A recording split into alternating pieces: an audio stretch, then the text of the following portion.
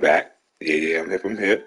And once again, it's another one reciting. What's you the one this one, PTV and YouTube. And as you see, we're right back where I left off. And once again, I would like to apologize. It was a late night. I usually don't fall asleep like that, but recently, since I've been broadcasting with my new position at my job, like I come in, relax, and the next thing you know, I'm waking up 3 hours later. So I will apologize for that. But I'm gonna play as many matches before the Rumble starts because I am watching the Rumble. So without further ado, let's get to the United States title match.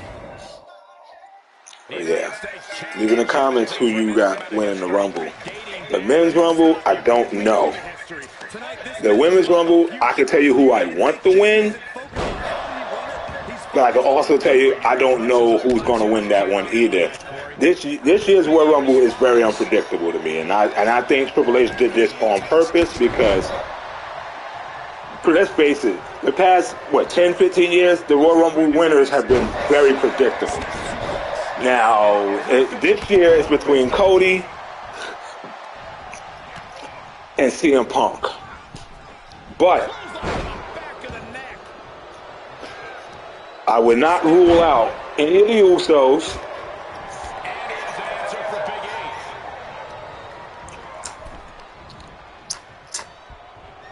And tonight, as much as I'm Team Bloodline, we could be seeing the last night of Roman Reigns' title reign. And here's why. I think The Rock's going to cost him the title. If he don't, and he waits till after the fact, then that's one thing. But here's why I think that. I don't think Triple H, as much as he loves The Rock, he does what's best for business. And he has to understand that a Roman Reigns Rock match this year, it'll most likely be for the undisputed WWE Universal title. But why? Rock's a part-timer.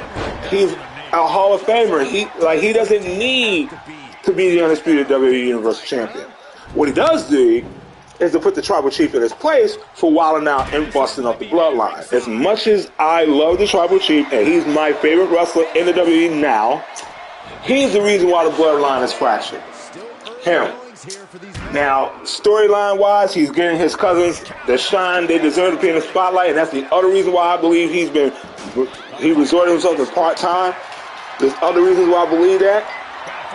But after dealing with Lesnar's part-time ass, I'm not even going to call Roman a hypocrite for doing what Brock did, because he's not doing it exactly like Brock did. I'm going to remember his entire undisputed title reign, well, his universal title reign. This man is at risk, a leukemia survivor, yet by August of the pandemic, he was back with this Tribal Chief gimmick, threw the company on his back, and here we are years later. And mind you, it was like last year and this year where Roman's matches dwindled. But last year especially, there was plenty of reason because he was building up Sami Zayn. That's what that was about. But this year, Jey Uso gets to be in the spotlight more, Solo, and Jimmy.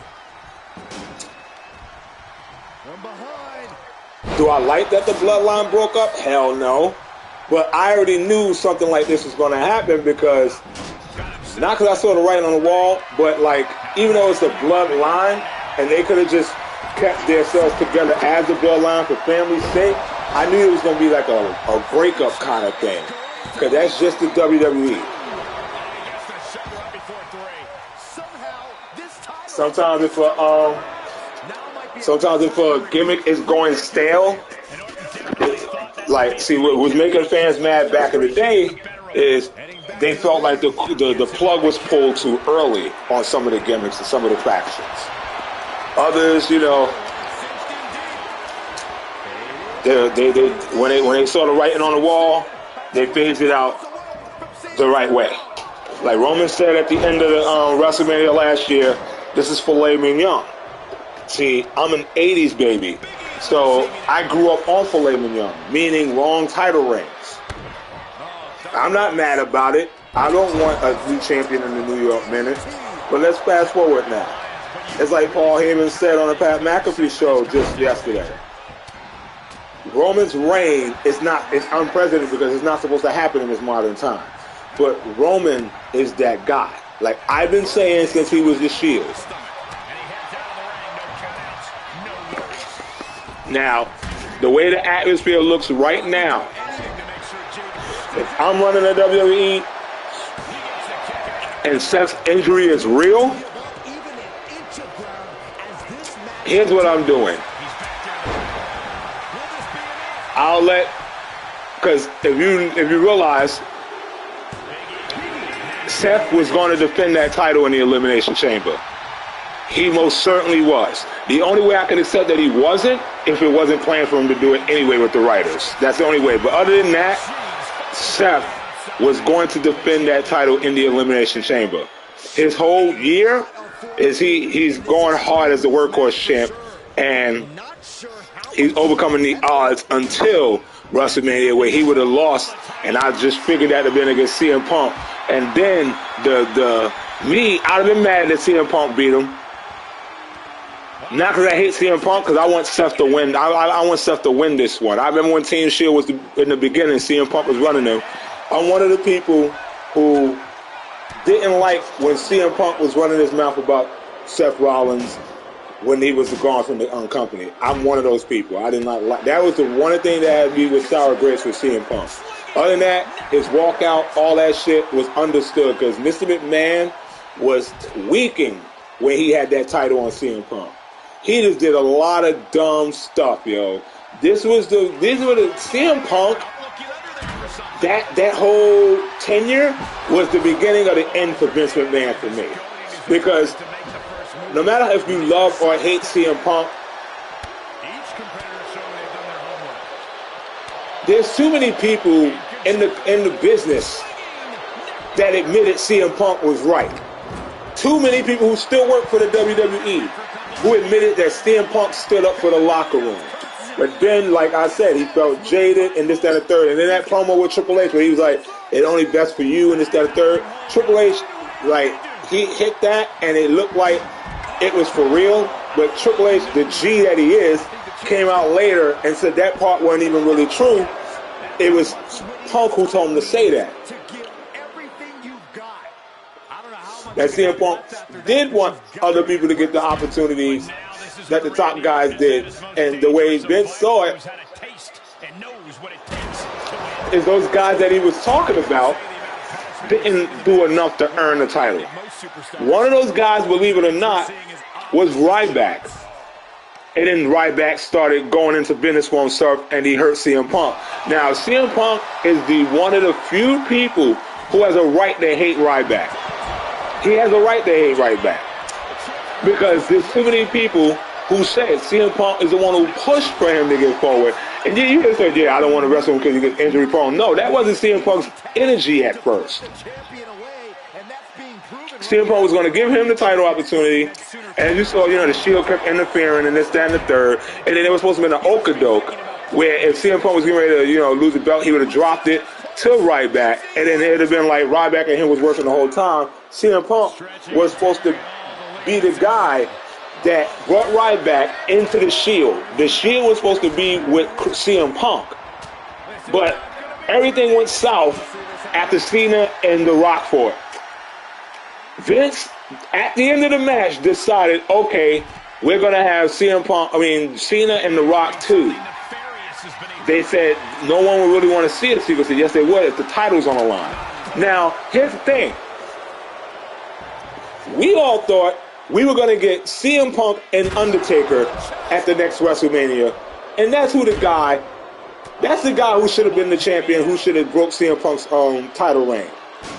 No, they didn't do that. Instead, they had The Rock come out the next night and announce that he was getting a title shot the next year. And he spoiled it for everybody and said he was taking it off of CM Punk. He could have just randomly did that, and then we would have been in suspense. Oh, maybe Punk gonna lose the title soon, such. No, he basically gave it away the whole year. So people were jaded. I know this because my friends who watch AEW now left behind that shit. They stopped full-time watching WWE behind that. And part of my friends YouTube, I'm part of my friends with my cuss words. I get passionate about my wrestling. But yeah, it's like, I sat back and I watched all that. And I'm a WWE fanboy, but I'm one of those people who's real. And I started seeing it. I said, McMahon is doing this because no other company can touch him. There's other companies out there, but let's face it, they're second fiddle, and that includes TNA. So what happens?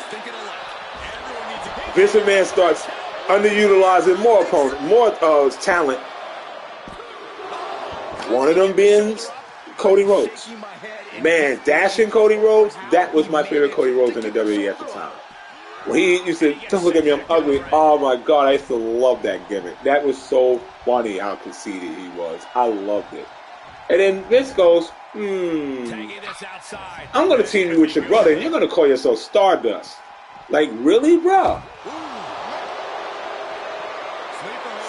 I promise you, if AEW would have came out then, CM Punk and Cody Rhodes would have only left if Vince was ballsy enough to continue to do the fuck shit he was doing. Like, the main fuck shit he did during the CM Punk title reign is this. When you put the belt on somebody, the major title, they're the top guy. That's the top spot. They're the top guys. They should be in the main events. Their character and gimmick should be pushed the hardest. The belt should be pushed. But when CM Punk had that belt, they pushed Cena and Randy Orton more than anything. And then here's where I earn respect for CM Punk. All he was saying was, if I'm not your guy, take the belt off of me and put it back on your guy. Vince didn't want to do that because he knew the fans were already turning on him because they wanted the belt on CM Punk, on Daniel Bryan. They wanted fresh faces. They don't.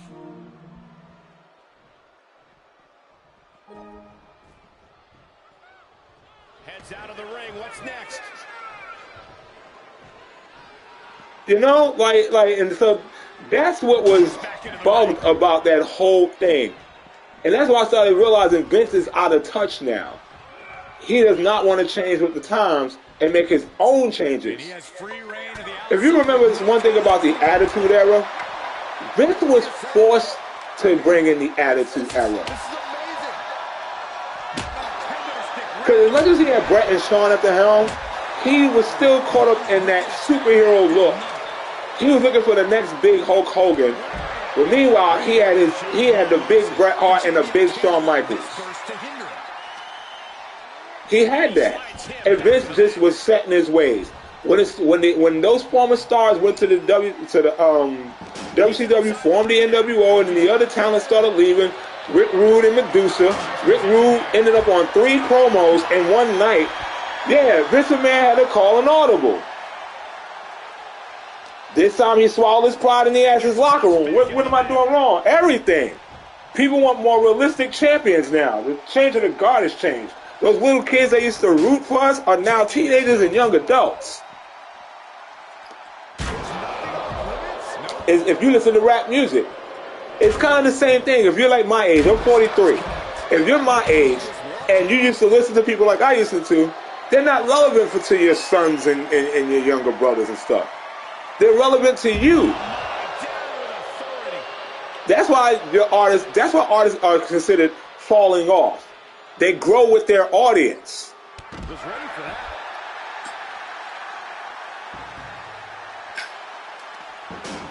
You have to adapt. Gets delivered back into the ring. He's looking for something. This could get dangerous. And he's going with the everybody, including myself, get tired of seeing the same old, same old. Mind games in full effect from the Apex Predator. Oh, clothesline. So yeah, it's like that right there, that whole thing, it led to AEW. Vince McMahon, inadvertently birthed AEW. He did. Because when you're at the top with no competition, you can then feed everybody what you want to feed them. And that's what was happening with him. That's what was happening with Vince.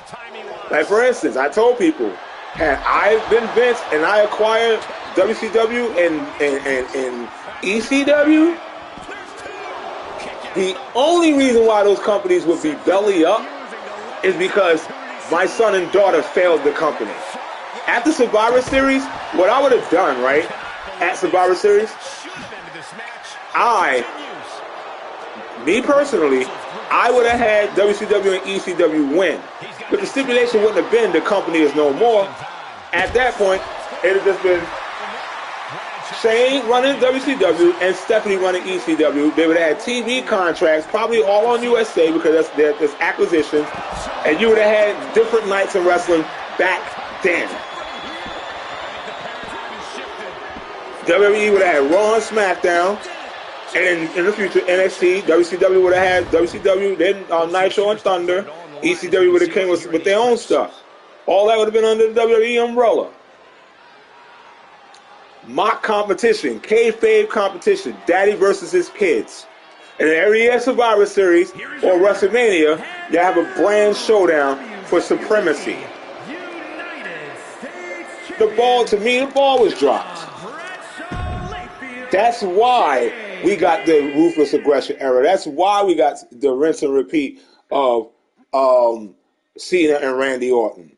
That's why we got that. Because there was nobody. You had TNA, but let's face it, you had the ex-WWE superstars and all that stuff in TNA.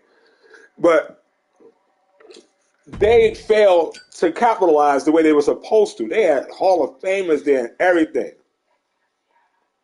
They had their own uniqueness, a six-sided ring. And then when they started doing that whole involved in this hard-hitting triple threat, Dixie Carter and the mixed stuff, like, it just failed, bro. And I'm a wrestling fan, so I watched all of it. I applaud all three of these superstars for pulling off a match like this. It's like the right to be called a champion is at stake here in this. You fast forward to what I'm trying to say, the Rumble. I would have had, Nate Seth, meniscus and all that other stuff. No, bro. No. That's why I think it's a story. It's a work. Seth's finally going to get a break. He wrestled all year. I was saying to myself, Seth about to fight like that and then go through the road to WrestleMania, no non-stop, he definitely losing at WrestleMania. You know? But if you're going to give anybody a break, you can give Seth Rollins a break. And if you're going to do that, you have Nick Aldis, especially if Roman retains his title tonight, which I actually do hope he retains his title, but the way things look, I'm just speaking opinion. I don't run a company, but if I did, the way Seth's injury is, if it's real, I'm not letting him walk around holding that belt like that. Nope. It'll be relinquished. And then, on top of that, it will be on the line in the Royal Rumble. Yep. On the line in the Royal Rumble. Or, I will wait until after Rumble and have Seth relinquish it when there's already a win. If it's not a Raw Superstar, or if it's CM Punk or a Raw Superstar, you can have that person automatically be awarded the title. Especially if it's like CM Punk. I won't even mind them doing that. Or you have, but if it's not a story, Seth's going to need months to recover. So Seth might have to miss a WrestleMania. With that said, and as far as the Fatal 4-Way, if you're going to really have Rock and Roman fight, like I said, I don't think the titles should be on the line. The tribal chiefhood should be on the line. That way, it's in the air who's going to win.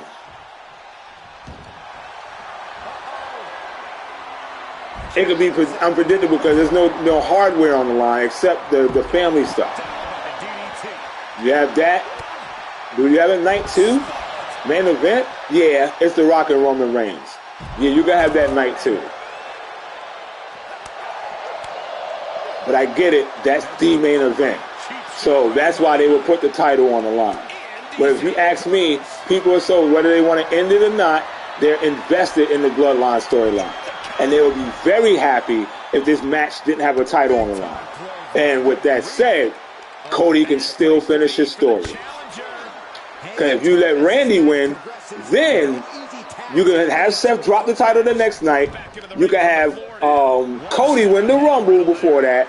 And then Cody finishes his story with Randy Orton. That is more poetic than anything.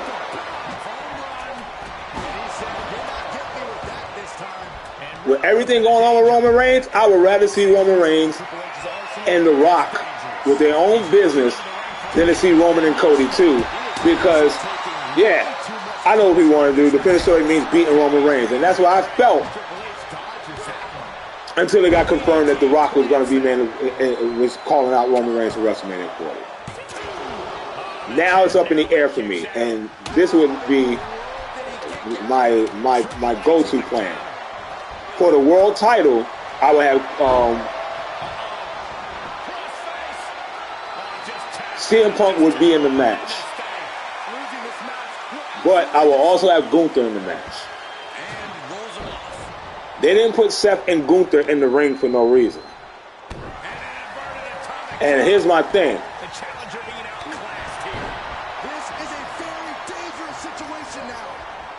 So Gunther's about to get an even bigger push.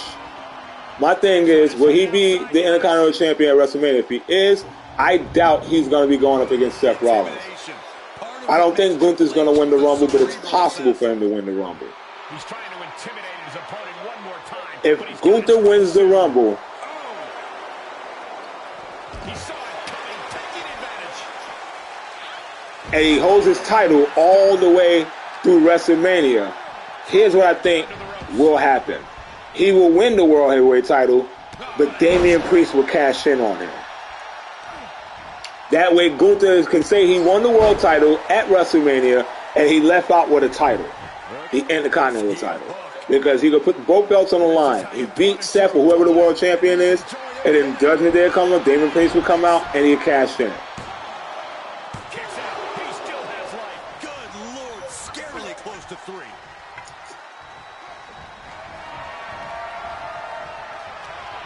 Triple H with an opportunity here. DDT. The champ has been taken to their limit, and he has just taken an extraordinary. Oh, soon we could be seeing a submission here.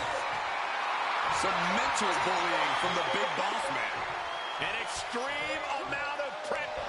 And delivers it right there, an elbow. And gets out of it. Oh, what a counter. Hold on, is he thinking of the submission here? It's locked in, the cross-face chicken wing. I'm not quite sure if this man shouldn't. And delivers it right there, elbow. And gets out of it. Go behind. German suplex. What's boss man going to do here? Spinning side slam. The champ will stay champ. He was almost finished. I don't believe it. How did the challengers survive that? By the skin of their teeth. And don't expect the champ to start going easy on him now. This was the moment to capitalize on. That should have been the end. Able to avoid any harm there. Oh my gosh, with one hand. Scouted it and fired back with a punch straight to the face. Yes. Plants him with a super. The WWE Universe has come alive in this one. They are up and they are full. A lot of energy in the room. Just punched him right in the middle. Face. My God. He's ready to knock one out of the park by the looks And of this him. is Powerless position to be in right now. this He's is able to battle out of the grips to some safety. man. Here he goes. Turned inside out. with a desperation clothesline. Right across the face. And the knee. And this match will head back to the ring. He steers clear of contact. Ospreay moves out of the way. Oh, that hurt right to the kidney. Golly. Oh, atomic.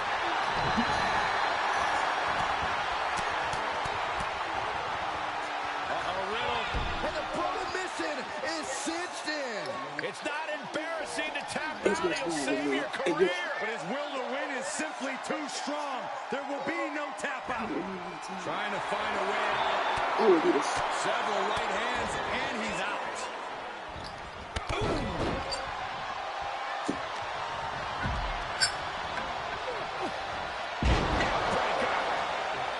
He may get the 3 count right here. This is it. And what a disappointment for Bossman. He's eliminated. And he heads out of the ring. No countouts, no worries. And he's taking this to the outside now. Pulls the trigger. What a knee. And there's Riddle landing another significant attack. We've got to give it up to Riddle. He is showing a whole lot of fortitude in this one.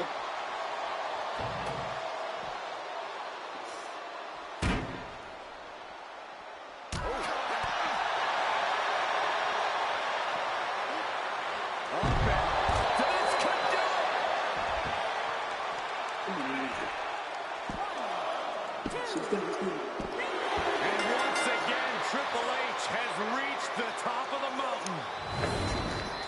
How about another look at some of the highlights? We got enough time for my match. I'm going to have to do the main event, maybe after the pay-per-view or tomorrow. I was told the main event is going to be, Royal Rumble itself is going to be 5 hours long. So Triple H got the belt back, and the Riddle. I was wondering what was taking them so long to really be going back and forth for the title. I was wondering. Now it's starting to happen. 3 superstars absolutely giving it. As you know, I now have the world title, and now Brock has the undisputed title. I've handed the belts over, so I didn't technically lose it. Put the belts back on the right brands. And I didn't have a Raw run. Most of my runs was NXT. Even though I had all 3 belts and I was on all 3 brands, when I settled down, I was on SmackDown most of the time. On the island of relevancy. That's how I ended up with the undisputed titles. Well, the black belt. I had all 3 of the belts because I ended up beating. I had the NXT title, and then Shinsuke won the Rumble and challenged for all 3 belts, and I ended up winning that match. Roman only had the undisputed title at that time, and the World Heavyweight title was on Brock Lesnar's waist. The whole universe mode started with Roman having both belts, but I let him defend them separately. And then when the new belt came about, the undisputed, that one came about, I was already wearing 3 titles. And then right before the belt came out and before What's Your Status Design, the one I'm using, I had lost my NXT title to Triple H. I decided once I lost that belt again, I wouldn't go for it again because I had the Raw and SmackDown belt, the WWE and the Universal title at the time.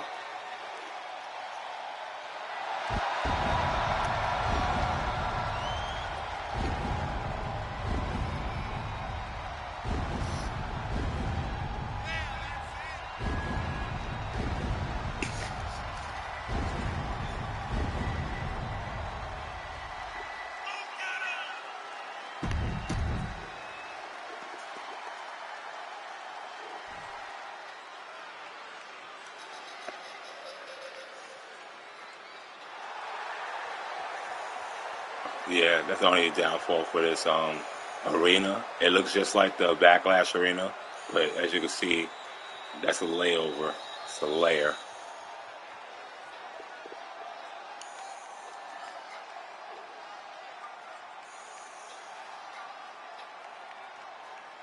Can't wait for 24. We actually have the undisputed belts and the lightweight title, the real ones. This one's way better than the other one in my opinion.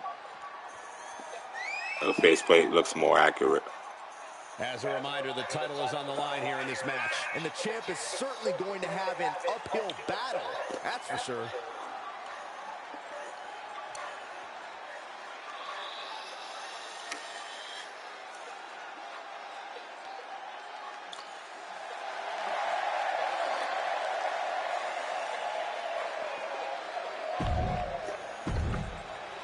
Let's get to it.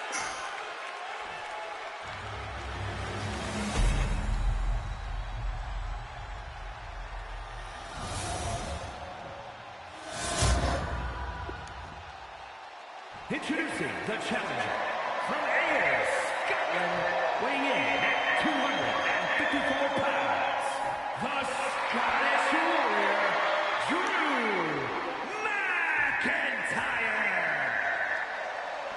And his opponent from Staten Island, New York, weighing in at 245 pounds, he is the WWE World Heavyweight Champion, the Dominik Paul.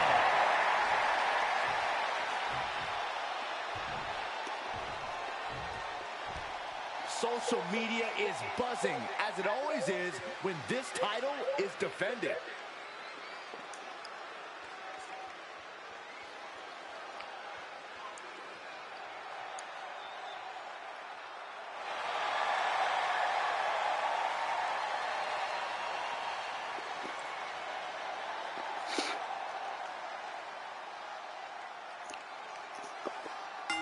The champion came out here somewhat gloating their belt around. Don't know if that's their way of playing mind games. That title should give anyone the right to gloat. Look, how good is it being on top of the mountain if you don't get to look down on everybody else? That is a sad attitude to have. Oh, look at this. Arm wrestle. For a back kick. Ducking out of trouble. Breaker excellently executed. Saw that one coming. Down on the shoulder. Drew is known as the Scottish Warrior. He loves a good fight and is not the slightest bit shy about letting his counterparts know exactly that. Yeah, and in Drew's case, there's no reason to deviate from that plan. Take the fight to the competition and let the chips fall where they may. Look at this. Nope, where you going, bro? I love when he roll out the ring. I dive right on him. Whip back into the ring. Hold your breath. Oh, wow.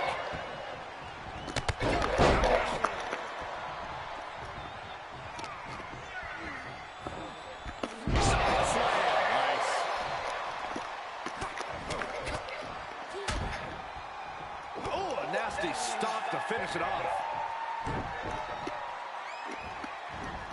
Tossing them aside. Just got thrown around like a sack of you-know-what. Tossed around like a rag doll. The hits added up a little on the champ. He finds a counter to McIntyre there. Right to the knee. Round and round. Ruthless. Figure four position, very creative. Oh, leg snap.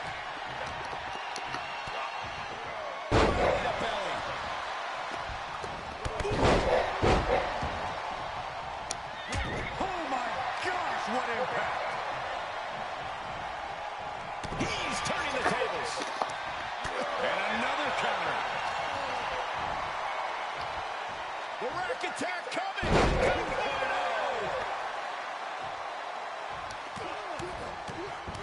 Oh my goodness. You can feel the resentment building with each stop there. Fisherman buster.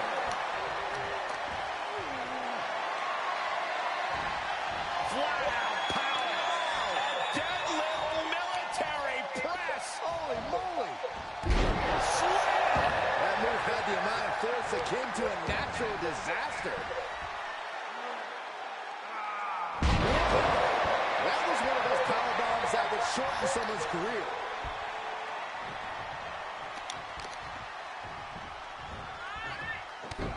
Torturous knee. I thought I'd seen some incredible rivalries in my time, but this might take the cake. Yeah, this has redefined the meaning of bad. The champ is down. Title change. I can feel it. And the champ makes the count early. What a kick out. Turned that way. No, sir. He's trying to bring the fight back in this one. Bad position here. Able to capitalize on McIntyre's mistake. And well-timed maneuver there.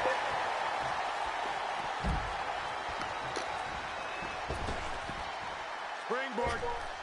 Shooting star to the floor. Absolutely throwing all caution to the wind. Spinning in the face of danger.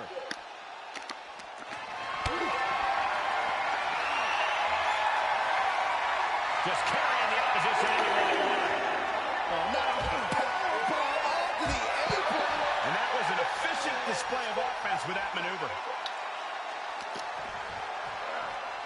And he gets set back into the ring.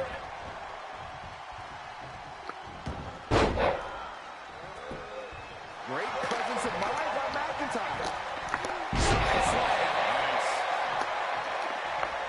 Ooh, stinging kick.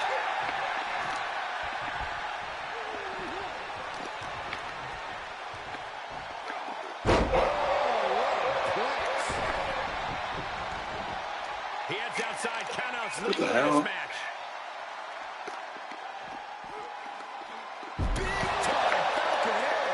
The champ looking worn out. And McIntyre's aggression seemingly growing with each attack. Cross-landing powerbomb. Jeez. This is a good idea. This is going to take more strength than he has left. Lift up.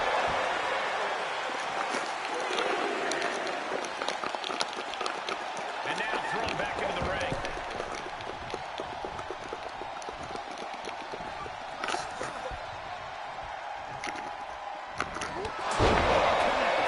Jeez. So there's that. What just...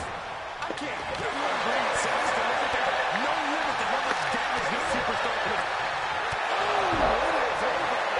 A championship level move. Kick out by the challenger, keeping the championship dream alive. What is this superstar going to do now? And now, triangle, the triangle's in. Triangle's in. Submission locked in tight, nowhere to go. No escape, this could be the end. There's no way he survives this. No way. Triangle submission, a lot of trouble here. Look at his power. Look at his strength. Great way to escape. The heart of these competitors is showing through tonight. The title's going nowhere. Kiss your dreams. Good. This puts the pressure back on the champion. Can the champion respond with their back against the wall? Listen, that should have ended things. And look at his face. At this point, you have to believe he's losing some faith in himself. Covered by the champ. This should be it. That's it. The champ stays the champ. Now let's look back at that amazing action. See what time it is. Yeah. I will air the main event, like I said, either tonight after the Rumble or tomorrow when I get off from work, which will be tomorrow night, or probably tomorrow morning before I go into work. It's the One Man signing off. Hope you enjoy the Rumble. Hope you enjoy this content. They Peace. got to be happy about this victory tonight. Drew McIntyre's probably having 3 MB flashbacks after that loss.